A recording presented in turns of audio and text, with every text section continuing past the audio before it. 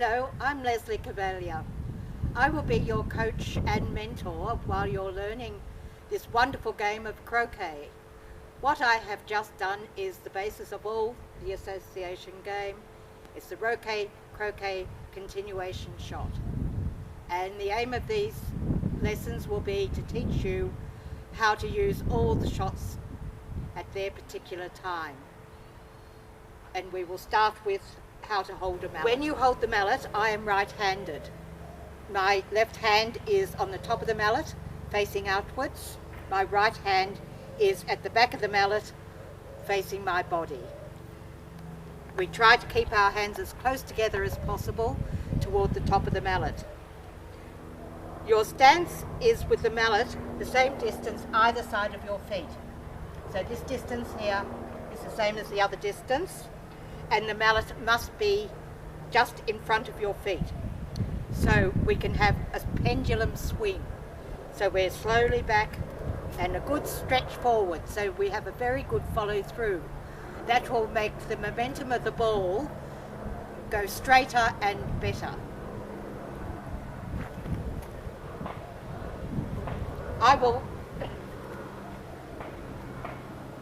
So I address the ball. I've lined up my mallet. I'm going to hit the yellow ball. I've placed the mallet in the centre of the yellow ball and position my feet either side and behind the mallet. We slowly back and swing forward.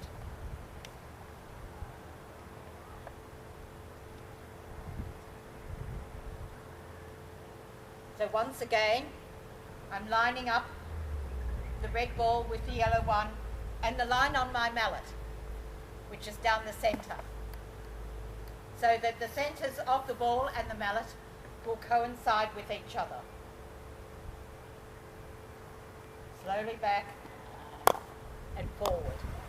We started off our main sequence with the words croquet continuation shot.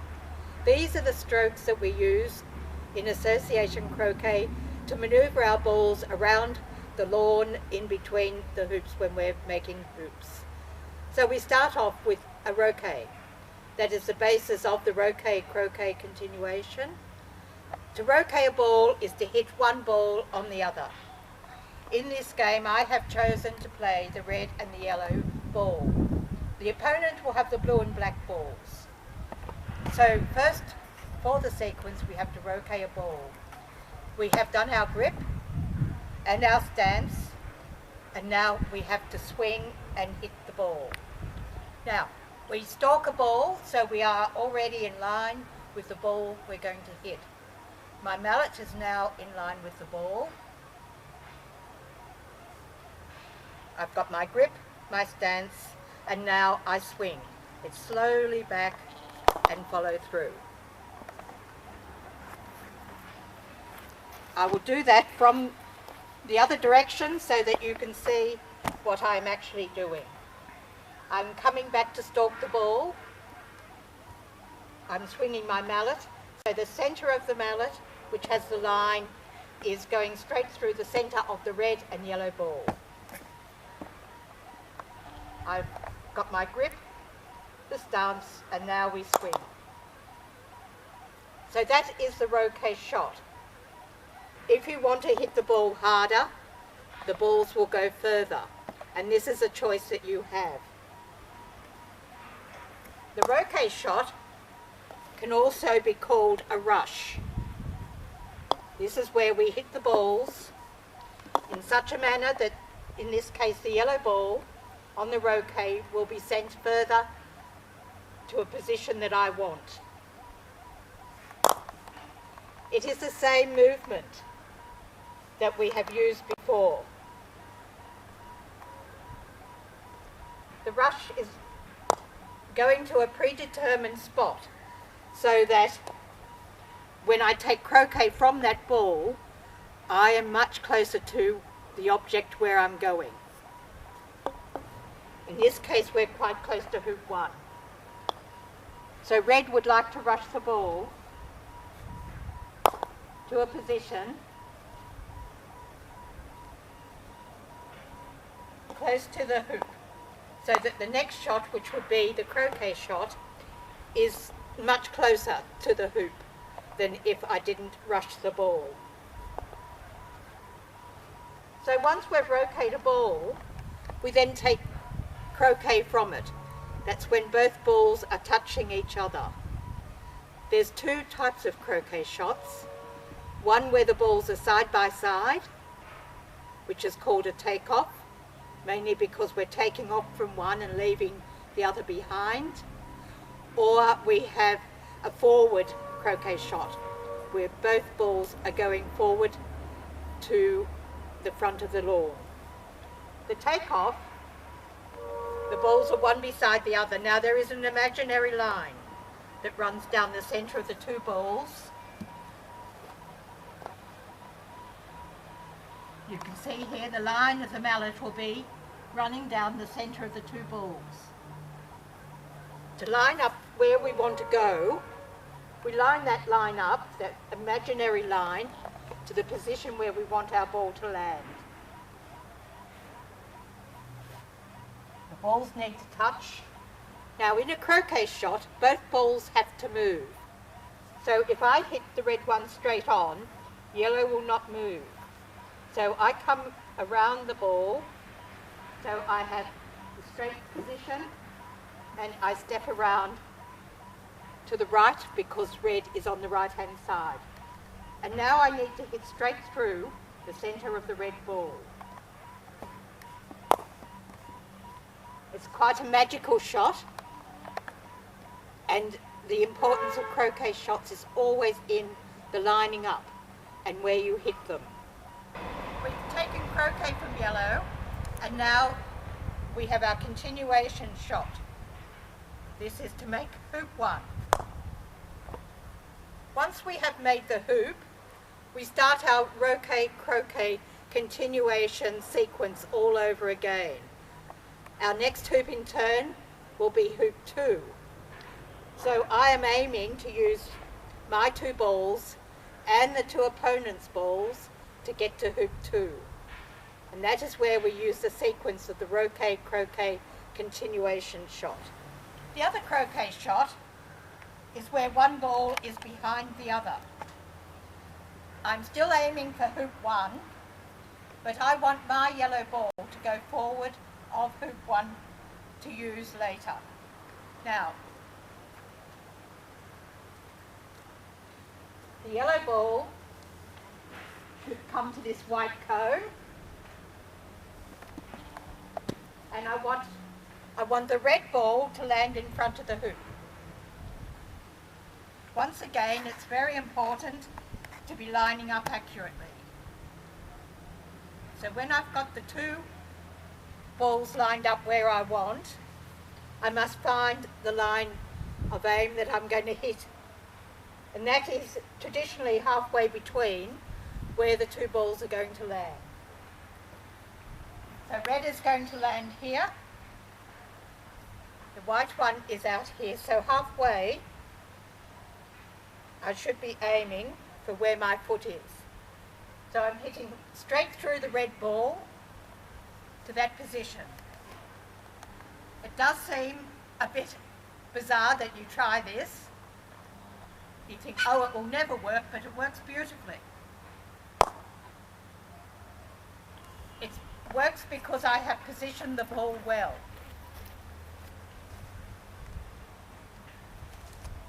And it is imperative when you are setting up any croquet shots that you do the lining up in a most perfect manner. So once again, we have split the balls apart. A croquet shot like this can also be straight. I don't have to split them apart.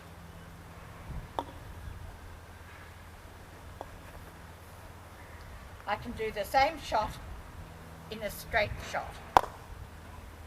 It's a matter of choice in a game as to which stroke we're going to use.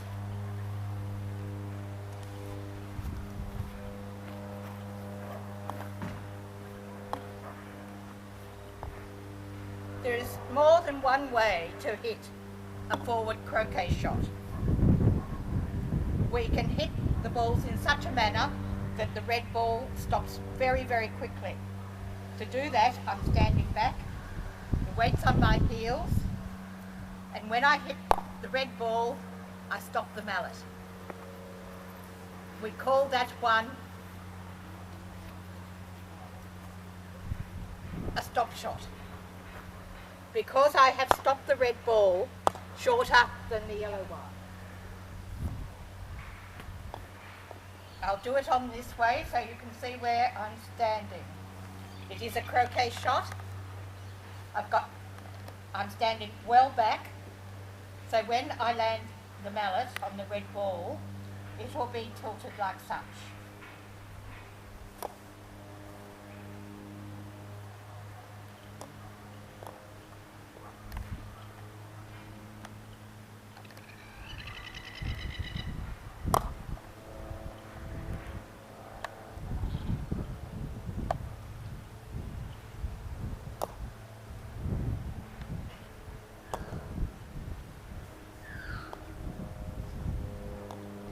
There is a sequence with the croquet shots. I wanted the red ball to go short, so I was standing back. Now I want the red ball to go a bit further in relation to the yellow ball, so I'm standing closer now, and I'm just swinging. That way the red ball gets more momentum. So what we've done so far, we've stopped the red ball short by standing back. The red ball is going about approximately half the distance of the yellow one. We're standing in a normal croquet position. Now we want the red ball to go further again. So now I'm moving my feet further, closer to the ball, and my hands have gone down the mallet a bit. I've still got the same grip, but I'm now closer to the balls. So it's a back and a forward. That way the red ball goes even further. Now when we want our red ball to go much the same distance as the yellow ball, I'm standing with my feet where the two balls are meeting, and I've got my mallet way down my hands, and I sweep through. Because I'm much closer to the red ball, it gets much more momentum as opposed to the yellow ball. And when we're playing in games, we decide which shot is the one that we need to use at that time. But first you have to be able to do them. So what we've had is a stop shot where we're standing back, a half roll where we're halfway. That's probably a 3/4 roll, and that one is an equal roll. So it's the relationship between where you stand and where you hold the mallet that is going to manoeuvre the red ball, which is my striker ball, into a position I want. With all these forward croquet shots, we can also split them apart. I want the yellow one to go to one cone, the red one to go to the other. Now I have to choose a point halfway between the two cones that I aim for, straight through the centre of the red one.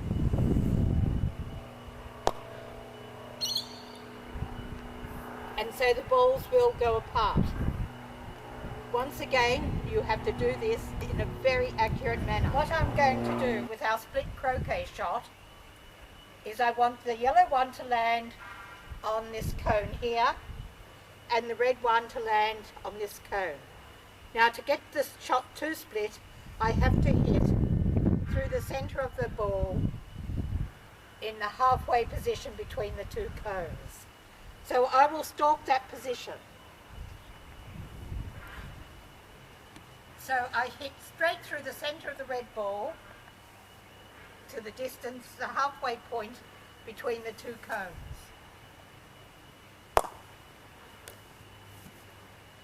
You see the balls will come apart.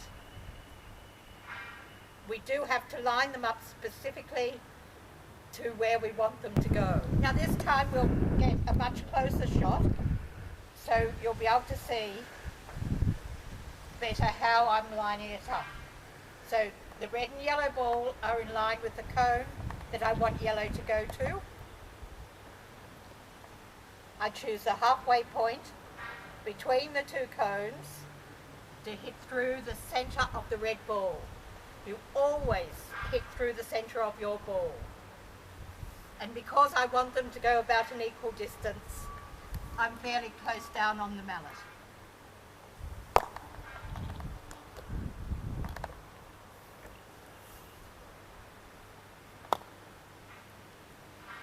In a game, these shots you would be deciding where you want them. I may want my shots to go to the centre peg and hoop 6. The way we do it is exactly the same as we've done a little short shot, because the way you do it is always the same. The two balls are lined up where you want the ball that you're taking croquet from to go, and the halfway point between where you want the two balls to go, it's always the same formula. And it's always important that you get these lines as accurate as you can possibly get them. Then your outcome is much, much better. You enjoy the games much better because they're like magic when they work.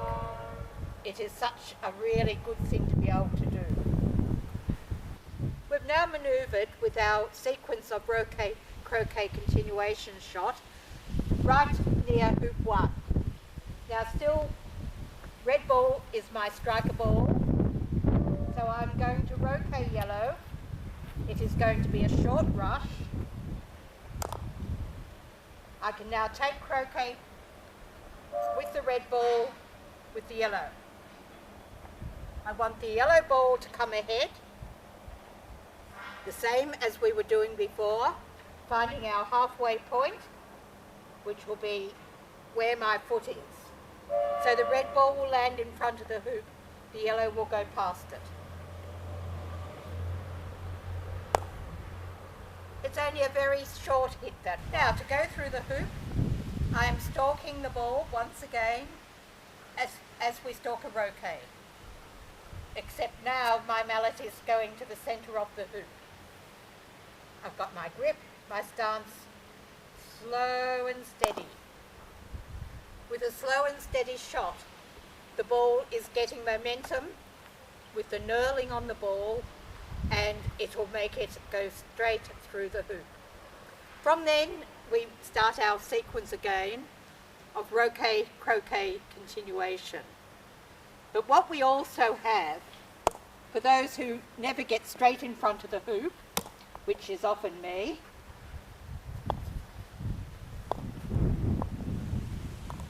we have what is called a circle method of lining up. It doesn't tell us how hard to hit the ball, but it will tell us where to line our balls up. Now, I'm going to be taking croquet with red, and the red ball is 2 paces away from the hoop. So 2 paces up here is where I'm going to aim the yellow. It's a formula like other formulas. The line through hitting the red ball is 1/3 from the hoop of this distance between my mallet and the hoop. It works from any position around the hoop. It is always the same formula. Now I can see, because I'm experienced, I know where my yellow ball is going to go because that's what I have chosen. But when you're practicing this, we can use little pegs and position the pegs where you know you're going to go. First I roquet a ball to get our sequence, and I'm going to take croquet from this position where the white peg is, and that is 1, 2, 3 steps. So I measure 3 steps straight out from the hoop.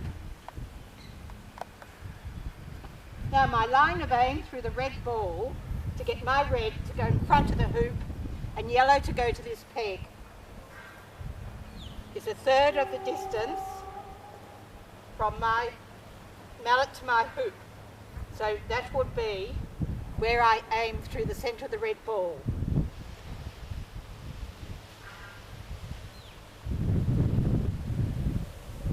So red and yellow are in line to the furthest peg. Now with all croquet shots, I'm now further away from the hoop than I was. So I have to follow through more to get the red ball in front of the hoop. So I put my hands just down the mallet a little bit further. They are still together. And that gives us the formula. No matter where we go, that formula is going to be the same.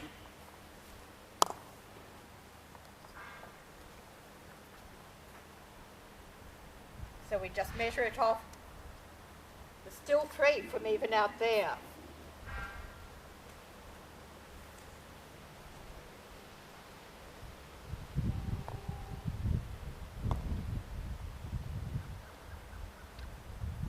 So I'm still lining up to the furthest peg. My point of aim I have chosen.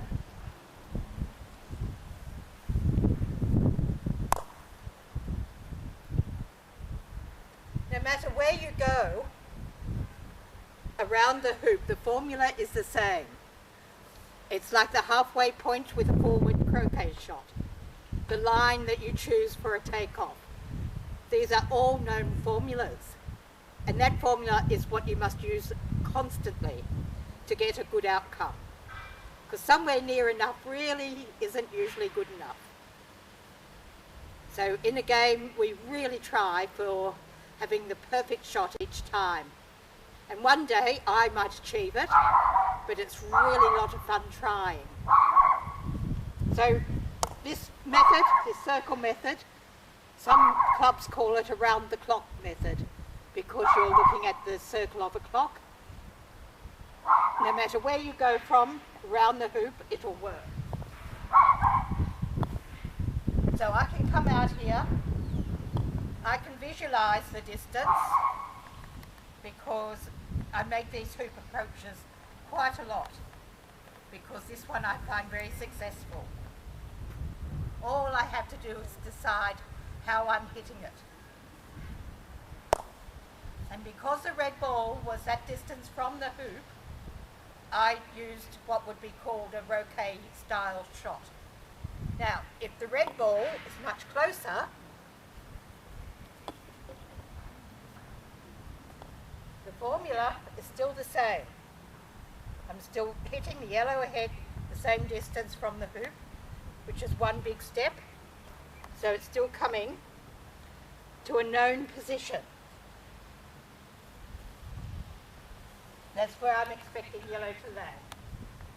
Now, because red is really nice and close, it is a stop shot because I want red to stop quite quickly.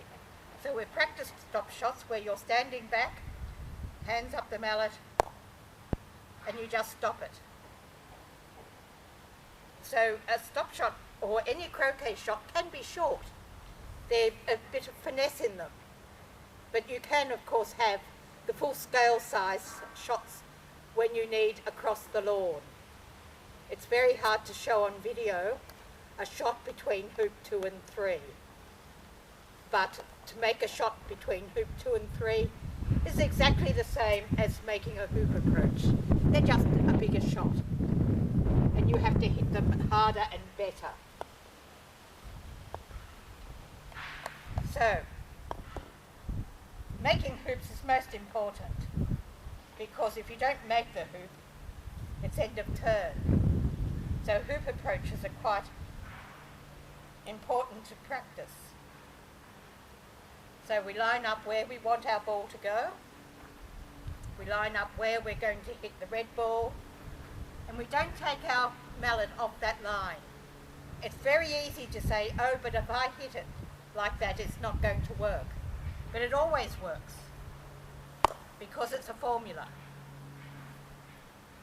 Scientifically, I couldn't tell you how it works, but if you set these things accurately, it will work every time. So once you've lined it up, the only thing you have to then choose is how I'm going to hit the ball. Now the red ball is further away from the hoop, so I have to put more effort into the red ball to get closer to the hoop. So instead of being a short stop shot, it is now what we'd probably call a drive, because we've made one ball go twice the distance of our other.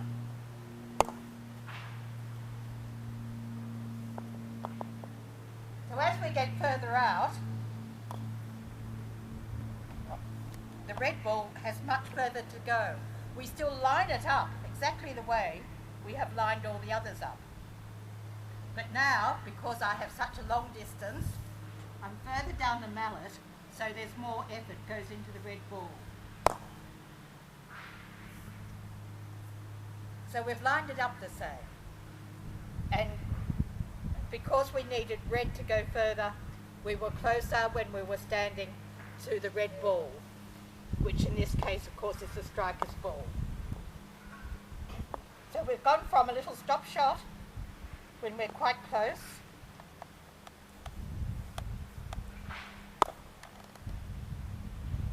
then we've gone back further,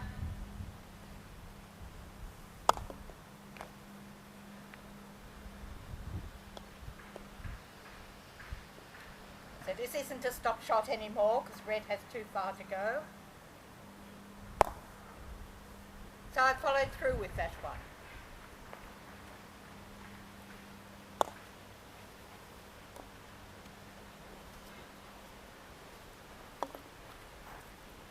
And now we're further out. We are definitely moving our hands down the mallet and our feet closer. The same as we showed earlier to get the different ratios of where the two balls go. And so we get our red ball closer to the hoop. A stop shot from here would have ended up with red about where my hoop is, which is not an easy shot to make.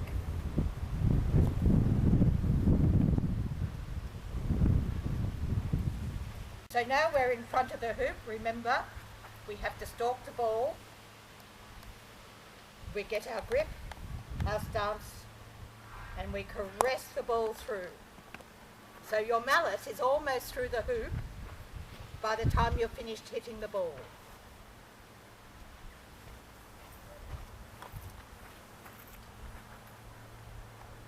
So once again, it is not a hard shot. If you hit too hard, the ball will hit the hoop and it will just stop. Now, hitting it softly with a caress, it is going to mean if the ball hits the hoop, it will still have enough momentum to go through the hoop. That one did actually hit the hoop, but it had enough momentum to keep on going. And that's how we get ourselves through the hoops. If you line it up straight, the line of your mallet through the centre of the red ball to the centre of the hoop, it will work every time. It wasn't quite straight, but because I didn't hit it hard, the momentum on the ball kept going, and that's what put it through the hoop. Now some of the players actually, before they're warming up, will get all the balls and see how close each of them can get to the hoop. Now it's a good way of learning how to actually hit straight.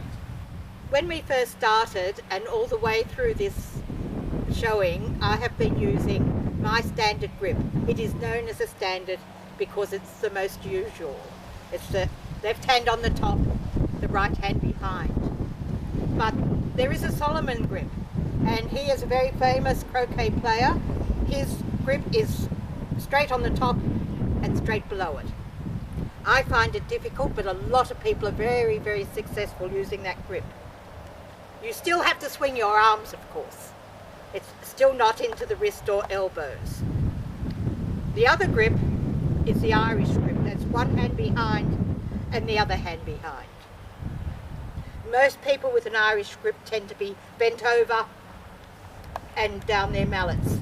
I find that it doesn't give you much room to swing, but then I'm very short, so that does make a difference to the room that you have to swing. A lot of people prefer it. There is no better grip than the other. So whichever is the most comfortable is what you're going to use. The outcome of any shot is still going to be the same, because it doesn't change where the balls will go. So I think we've been through most of the things that you would like to know as a beginner.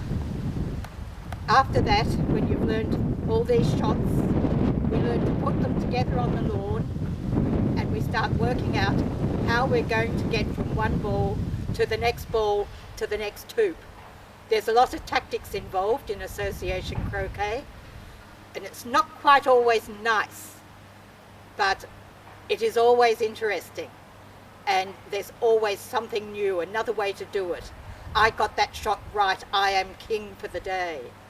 So there is a lot to association croquet that will keep your mind interested, your body working, and a great deal of friendship within the club.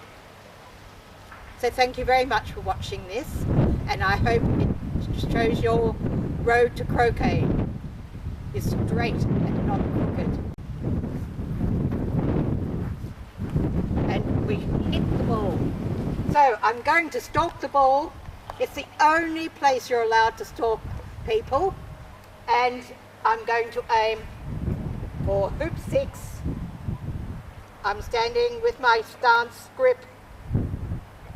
A good swing, a good follow through, and the ball has got momentum and is almost in the hoop.